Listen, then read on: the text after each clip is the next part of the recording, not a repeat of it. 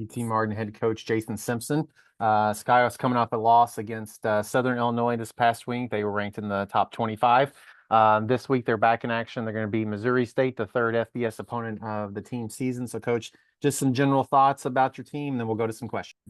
Yeah, good. Thank you. Missouri State, I'm sorry, Southern Illinois, quality team. The quarterback's outstanding offensive player. He was a real difference in the game. They've got an outstanding defense as well. It's 14-7.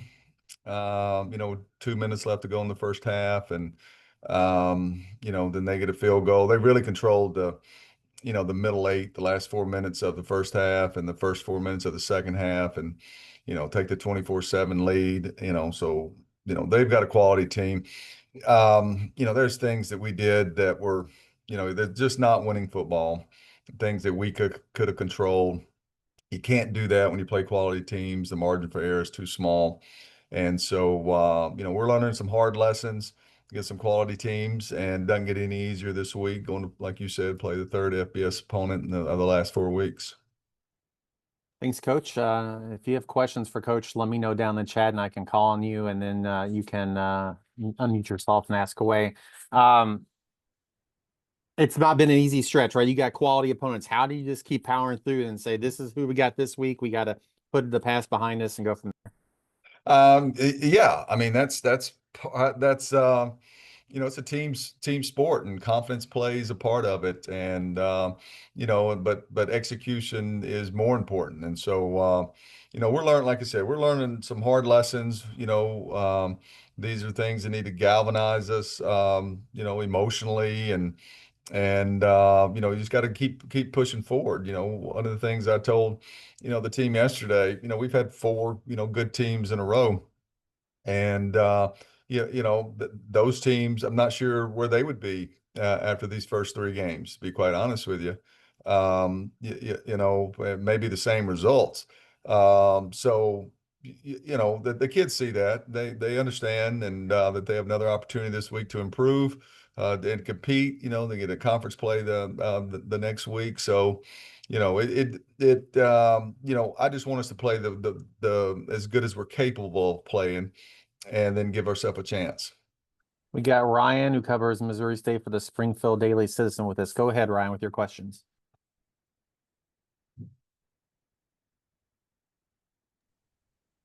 He's there. He said he had a question. Let's see. Ryan, I think you're on mute if you're. Oh, yep, I was on mute. There you go. Sorry, fellas. But anyway, Coach, it's going to be your 5th time in 5th years playing Missouri State. And I know they bumped up to the FBS. So from what you're seeing on film right now, are you seeing any differences just personnel-wise? From that jump, or does it look like the same old Missouri State you've seen since 2021? Sorry. Yeah, no, it's a quality team. I think they definitely, always thought they had good personnel, going always back to the Coach Petrino days, and they were obviously some of the better teams that we have played. And it's even better this year. They got a win over Marshall. They're up, I don't know, was it 14 last week?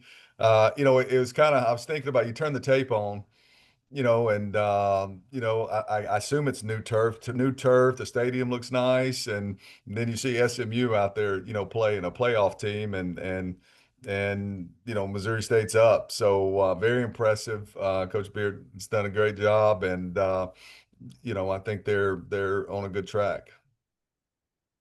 And what about this is going to be your 3rd FBS team in 4 games, like you mentioned, and you played a ranked FCS team in that stretch.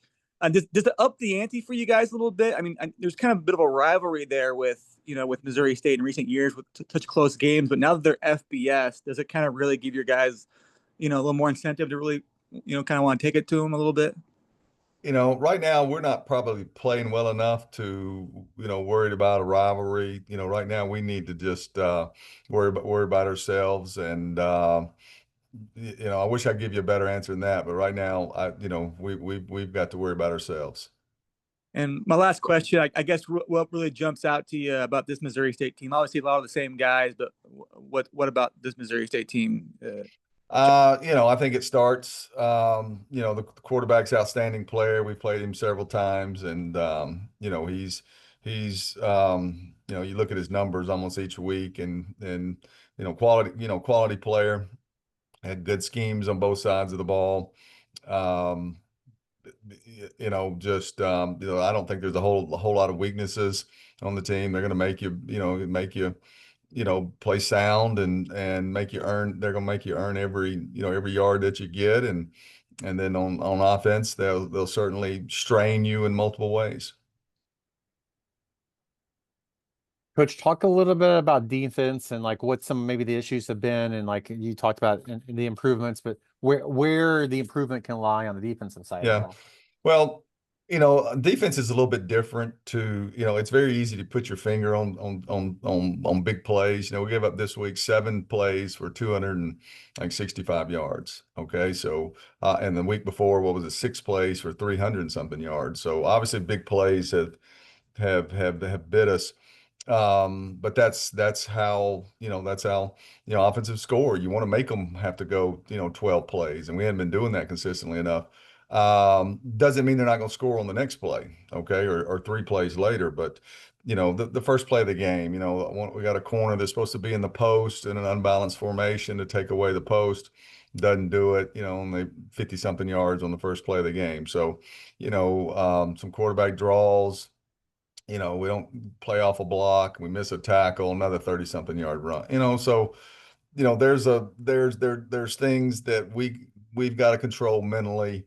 In a competitive, you've got to be able to think when you're competing. It's just how the game is built. So, if we don't do that, we'll continue to give up the big plays. And then on the offense, I get it. We're playing quality defenses, and we're just not explosive enough right now. We're not, there's not big enough holes for the running back to get through, and we're not making a guy miss when we do get to the second level. We're not holding our blocks long enough to be able to throw it down the field. Traditional things that happen, when you're not creating those explosives. Are these things that can easily be fixed? Do they take time? How does that process work? I mean, it's a little bit of both. A little bit of both. I think there's some there's game opportunities and stuff, can help some players over a period of time. I think there's some things as coaches, we got to try to put our players in maybe some better situations to create some explosive, to create some less thinking. How are we coaching? I mean, you got to turn over every rock, and it wouldn't matter if we were winning. Okay. It wouldn't, the problems are they never go away, from game to game, from year to year. It's just right now, like I said, playing quality teams, you're not able to, erase them and play through them and correct them in film study on Sunday, even though they were still there, but you're able to overcome them. Not against good teams, you can't do that. Well, Coach, appreciate your time. Best of luck this weekend. We'll talk to you again next week. Hey, thank you.